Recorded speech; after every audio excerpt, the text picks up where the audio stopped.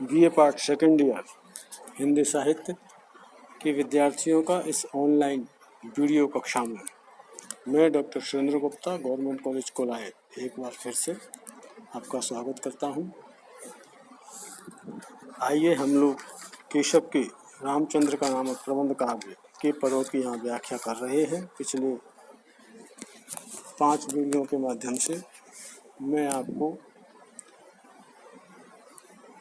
रामचंद्र के पदों की व्याख्या के माध्यम से मैंने आपको बता चुका हूँ कि सीता स्वयंवर में धनुष भंग के उपरांत परशुराम जो संवाद चल रहा है उसके पदों की यहाँ व्याख्या कर रहा हूँ। और पिछली जो वीडियो थी उसमें मैंने 13 नंबर का जो पद है जो परशुराम के द्वारा उवाच है, परशुराम के द्वारा संवादित है, उसमें मैंने आपको इस पद्य का पाठन किया था और संक्षेप में अर्थ भी मैंने आपको समझाया था। आइए आज उस पद की व्याख्या विस्तार से करते हैं। बरवान सिखीन अशेष समुद्र, पद इस प्रकार प्रारंभ होता है। बरवान सिखीन, बर श्रेष्ठ, बाण अग्नि, सखीन अग्नि, बर बाण श्रेष्ठ बाण, सखीन अग्नि अर्थात श्रेष्ठ अग्नि के बाणों से अशेष समुद्री, समुद्र को अशेष, जो अशेष है, जो संपूर्ण जो समुद्र है, जो विस्तारित है दूर दूर तक। अशेष माने जो शेष नहीं है, अर्थात जो विस्तारित है, वो फैला पसरा है दूर दूर तक, जिसकी कोई सीमा नहीं है। उस समुद्र को भी सुखा करके सुख ही तरी हो, सुखपूर्वक अर्थात आसानी से तर जाऊंगा। ये तो अर्थ है। इसका व्याख्या क्या होगी, यहाँ पर कहते हैं धनुष भंग होने के उपरांत अपनी क्रोध के आवेश में जनक की सभा में उपस्थित होकर के भगवान परशुराम कहते हैं कि मैं अपने श्रेष्ठ अग्नि बाणों से संपूर्ण समुद्र को सुखा दूंगा। सखा कहा है उसने अपने फरसा को, कुठार को, ठीक है। और इसमें अपने सखा से, अपने मित्र से, हे सखा सुन, सखा सुन, सुख ही तरियों, और मैं आसानी से उस लंका के उस पार, लंका में समुद्र के जो उस पार है उसमें चला जाऊंगा। पुन लंकई ओट कलंकित के, फिर पंख कलंकई की भरियों, और पुनः वहां जा करके उस लंकई को ओट करके नहीं, अर्थात उस लंकई को मैं पिघला दूंगा अपनी श्रेष्ठ अग्नि बाणों से। जो कलंकित कहती है, जो कलंकित है, फिर पंख कलंकई की भरियों, और मैं फिर उस समूची लंका को जलाकर राख करने के उपरांत उसका जो सोना है, पंख कलंकई की भरियों, और उस समूचे समुद्र को, लंका जो सोने की है, उस सोने की लंका को सोने की कीचड़ से समूचे समुद्र को भर दूंगा। अर्थात उस लंका को जला करके, उस कलंकित लंका को मैं जला दूंगा, और समुद्र के अंतर्गत उस सोने की कीचड़ से उस समुद्र को संपूर्ण भर दूंगा। भल भूंज के राकस खाक सो के, दुख दीर्घ देवन को दरियो, और मैं उस लंका को भल अच्छी तरीके से भूंज के अपनी इस अग्नि में जला करके खाक राख कर दूंगा, राकस रख दूंगा, खाक करके रख दूंगा। दुख दीर्घ, और जो बड़े बड़े दुख हैं देवन को, देवों के अर्थात रावण से त्रस्त जो देवताएं हैं, वो जो उन्होंने दुख धारण किए हुए हैं, डर से, भयग्रस्त होकर, उन सब के भय को, दुख को दरी हो यानी मैं उनको खत्म कर दूंगा, उनको मुक्त कर दूंगा, नष्ट कर दूंगा दुखों को।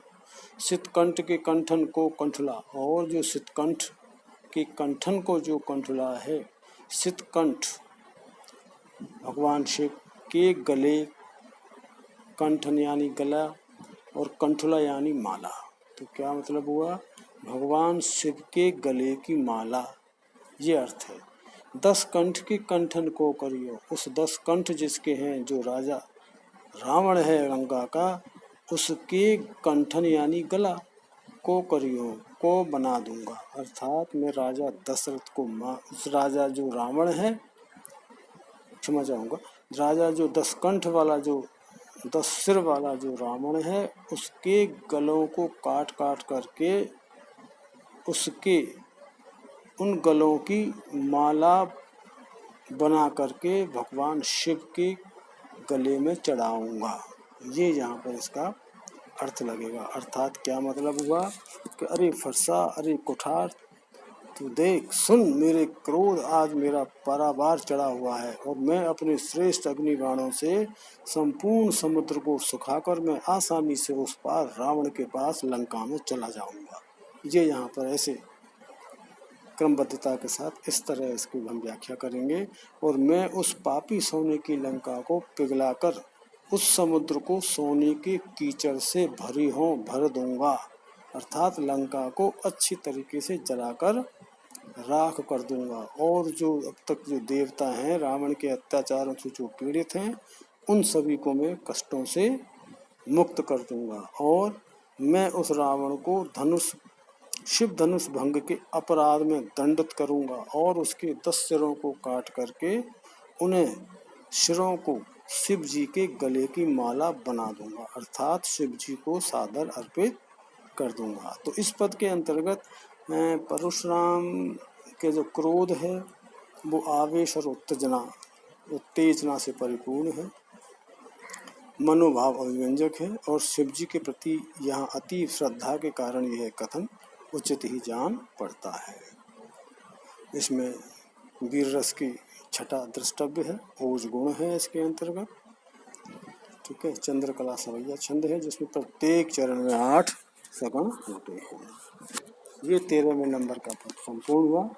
14वें नंबर का जो पद है वो इस प्रकार है, बोरो सबे रघुवंश कुठार की, धार में बारन बाज सरत थई, बान की बाई उजाड़ के लक्षण लक्ष्य करो अरिहा समरथ थई, राम वाम समेत पठे वन कोप के भार में भूंजो भरत थई, जो धनु हाथ धरे रघुनाथ तो आज अनाथ करो दशरथ थई। देखिए इसमें जो ये सरथ थई, समरथ थई, भरत थई, दशरथ थई, जो ये है ये जो है ये तुकांत से प्रयास बैठाई गई है इसमें कवि कीशक के द्वारा। सरथई का मतलब रथ सहित, से रथ, और ही यहाँ जो लगाया से रथई, रथ के सहित, रथ समेत, है ना। इसी तरह समरथई, ठीक है ना, समरथई समर में, भरतथई भरत, दशरथई दशरथ। तो ये यहाँ पर इस तरह कविता को तुकांतता प्रदान करने के लिए शब्दों का इस तरह रूप प्रदान किया गया है। तो क्या फिर बोरो सब रघुवंश कुठार की धार में, इस कुठार अर्थात फरसे की पैनी धार से, तीक्ष्ण धार से मैं समूचे रघुवंश को डुबो दूंगा। बोरो डुबोना, क्या भाव होगा, अर्थात पहले तो इसका प्रसंग और पुनः बता देता हूँ, जैसा कि हम बार बार में उसको पढ़ रहे हैं कि प्रस्तुत पद्यांश रीति शुद्ध कवि आचार्य केशव की रचना रामचंद्र का नामक प्रबंध काव्य से उद्धृत है। और जब जनक के दरबार के जो मंत्री हैं वामदेव, वो सच बताते हैं कि ये धनुष जो है रावण, लंका के रावण ने नहीं बल्कि इस शिव धनुष को रघुवंशी श्री राम ने भंग किया है, तो वे और भी अत्यधिक परशुराम जी क्रोधित हो जाते हैं। तब क्रोध में परशुराम ने जो कहा वो इस पद के अंतर्गत वर्णित है। तो कवि क्या कहते हैं परशुराम जी के शब्दों में, कि बोरो सब रघुवंश, आज मैं समूचे इस रघुवंश का नाश कर दूंगा, अपनी इस कुठार की तीक्ष्ण धार से पूरे रघुवंश को नाश कर दूंगा। और बारनी बाज सरथई, बारनी हाथी, बाज घोड़े, सरथई रथ सहित, अर्थात आज मैं इस कुठार की तीक्ष्ण धार से रघुवंशियों को हाथी घोड़े रथों सहित मार डालूंगा, समूल नष्ट कर दूंगा। बाण की वायु उजाड़ के लक्षण, और लक्ष्य करो अरिहा समरथई, और मैं आज अपने बाणों के वायु, वायु है ना भीषण प्रहार, अर्थात वायु की वेग के समान, अर्थात पवन की गति के समान चलने वाले, ये है यहाँ। तो कहने का मतलब बाणों के भीषण प्रहार से उजाड़ के लक्षण, इस लक्षण का मतलब लक्ष्मण, लक्ष्मण को उजाड़ करके, लक्ष्य करो अरिहा समरथई, लक्ष्य करो मतलब लक्ष्य बांधूंगा, अरिहा माने शत्रुधन, ठीक है, और समृद्धि माने युद्ध में। क्या मतलब है कि मैं बाण के भीषण प्रहार से लक्ष्मण को सरलता से मार डालूंगा, उजाड़ डालूंगा, और फिर शक्तिशाली जो शत्रुघ्न है उसको लक्ष्य बनाकर भेद दूंगा, उसको मैं तीरों से छलनी कर दूंगा, भेद दूंगा। और राम ही वाम समेत पठे, राम ही राम को वाम समेत पत्नी सहित पठे भेज दूंगा वन वन में, राम को उसकी पत्नी सीता सहित में वन में भेजकर कोप के भार में भूंजो भरतई, और इस भरत को मैं अपने क्रोध के भाड़ में भरत को भूंज दूंगा, क्रोध के भाड़ में भरत को भून दूंगा, अर्थात उस भरत को एकदम नष्ट कर डालूंगा। जो धनु हाथ धरे रघुनाथ, और अगर मेरा सामना इस रघु के नाथ राम ने किया, अगर राम ने मेरे सामना करने के लिए धनुष को हाथ में धारण किया, धनुष को उठाया, मेरी तरफ आक्रमण किया, तो आज अनाथ करो दशरथ, तो मैं आज इस दशरथ को अनाथ कर दूंगा, अर्थात राम को भी मैं मार डालूंगा। तो इस पद के अंतर्गत परशुराम को क्रोध के आवेश में जो अपनी प्रशंसा करना, दर्पोक्ति मतलब घमंड करना, दर्प का बखान करना, वो यहाँ पर कवि ने जानबूझ करके दर्शाया है, क्योंकि क्रोध के आवेश में व्यक्ति जो होता है वो अपने स्वयं की वीरता का अतिशयोक्तिपूर्ण वर्णन करने लगता है। क्यों? उसका जो बुद्धि है, उसकी जो विवेक है, उस पर से उसका अधिकार क्षीण होने लगता है। तो यहाँ पर भी वही परशुराम जी की भी वही स्थिति है, उसका भी वही व्यवहार है कि क्रोध के आवेश में अपनी स्वयं की वीरता की प्रशंसा करते हैं। प्रशंसा का मतलब वीरता का बखान कर रहे हैं, और अपने घमंड की उक्ति यहाँ पर व्यक्त करते हैं।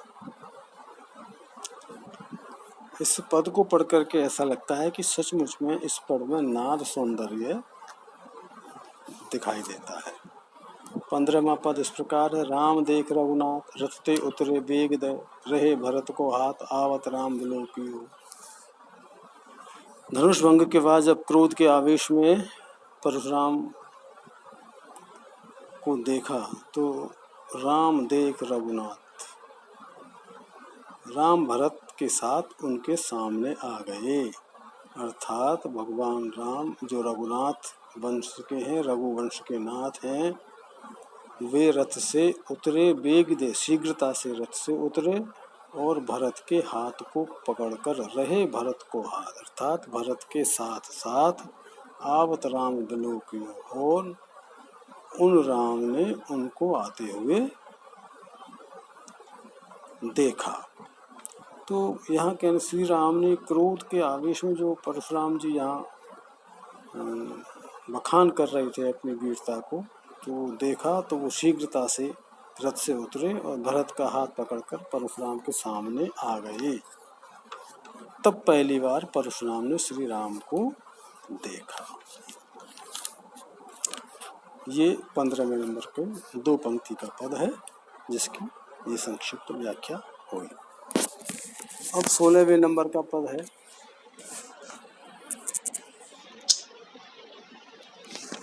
जो इस प्रकार है।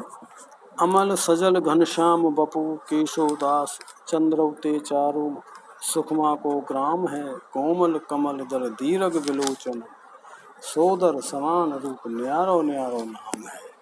बालक बिलोकियत पूरन पुरुष गुण मेरो मन मोहियत ऐसो एक जाम है। बैरमान वामदेव की धनुष तोरो इन जानत हो 20 विष राम 20 काम है। 16वें नंबर का पद है, परशुराम के द्वारा उवाच है। परशुराम जी इसमें कहते हैं, अपने मनी मन में परशुराम जब भगवान राम को देखते हैं पहली बार, तो उनके मन में जो विचार आते हैं, उन विचारों को यहाँ पर कवि केशव ने वर्णित किया है। प्रसंग वही है रामचंद्र का प्रबंध काव्य से परशुराम संवाद प्रसंग से लिया गया है। और शिव धनुष के भंग होने पर जब क्रोधावेश परशुराम वहाँ सर्वनाश करने का वर्णन करते हैं, तो श्री राम और लक्ष्मण के रूप को देख करके परशुराम के मन में जो अभिव्यक्ति होती है, उसको यहाँ पर व्यक्त करते किया गया है।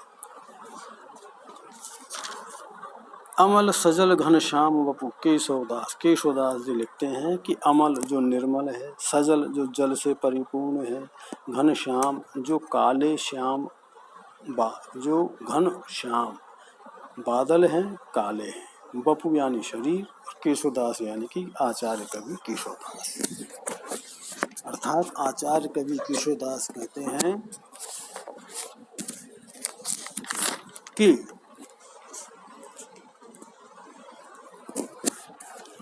क्या कहते हैं कि इनमें से जो दोनों का जो रूप है वो कैसा है, निर्मल। अमल यानी निर्मल, सजल यानी जल से परिपूर्ण। तो कहने का मतलब इसमें से इन दोनों राजकुमारों का शरीर अर्थात अत्यंत आकर्षक है। इसमें से राजकुमार का जो शरीर है, ज्येष्ठ राजकुमार का, उसका शरीर निर्मल जल से परिपूर्ण काले बादल के समान सुंदर है। निर्मल अमल सजल जल से परिपूर्ण काले बादल के समान उनका शरीर सुंदर है। चंद्रवते चारु मुख सुखमा को ग्राम है। और कैसा है, चंद्रव चंद्रमा, ते चारु सुंदर ये मुख है, अर्थात उसका मुख चंद्रमा के समान सुंदर है। सुखमा को ग्राम है, और उनका जो रूप है वो सुखमा, सुख प्रदान करने वाला, अर्थात सुंदरता और सुख प्रदान करने का आगार है, अर्थात सुख और सुंदरता से भरा पड़ा है।